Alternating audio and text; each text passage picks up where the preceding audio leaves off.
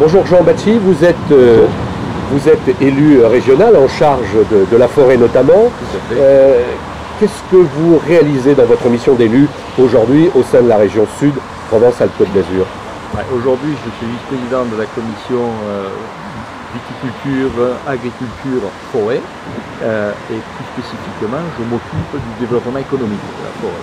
Alors aujourd'hui, pour la région Sud, c'est important la forêt et vous êtes dans quelle politique à grands traits pour cette forêt méditerranéenne en région?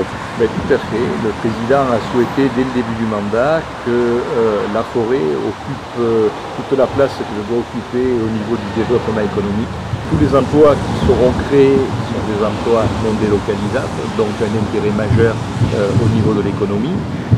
Et puis ensuite, dans le cadre de la COP d'avance, le développement de tout ce qui est sylviculture et production de bois d'œuvre, c'est surtout ce que l'on vise, a un gros intérêt puisque le bois d'œuvre stocke le carbone pendant toute la durée de vie du bâtiment, alors qu'aujourd'hui, une centrale de biomasse nous aide, c'est sûr, mais le carbone qui est stocké est relâché dans la nature au moment où on produit la cogénération de l'électricité. Donc vous avez rappelé toute l'importance de cette filière bois, mais vous êtes aussi engagé en matière de prévention et plus largement en matière de défense des forêts contre l'incendie, et c'est notamment la guerre du feu.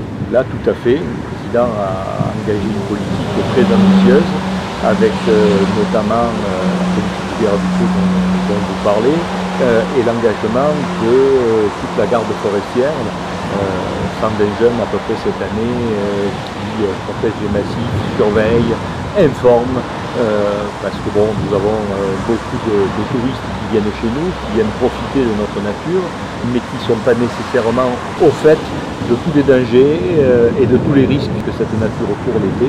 Et puis après, la dernière plénière, nous avons abondé une nouvelle ligne budgétaire de façon à aider les communes à parfaire tous les travaux d'obligation légale de débroussaillement, parce que c'est particulièrement important dès le départ de pouvoir isoler l'habitation de la forêt, aussi bien pour protéger l'habitation en cas de feu, que les gens qui s'y trouvent aussi. Et les gens qui s'y trouvent, les biens, mais aussi pour protéger la forêt, parce que souvent les feux partent de façon accidentelle d'une habitation, et donc ces obligations légales de débroussaillement sont particulièrement importantes.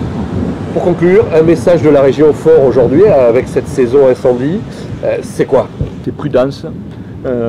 Prudence, respecter toutes les consignes. Lorsque vous avez des gens qui vous expliquent ce qu'on peut faire, ce qu'on ne peut pas faire, bien en tenir compte. C'est la mission principale de cette garde forestière, de tous ces jeunes qui se sont investis. Et ça fait plaisir de voir qu'il y a énormément de jeunes qui se mobilisent pour défendre notre environnement. Merci Jean, et on vous souhaite aussi un bel été.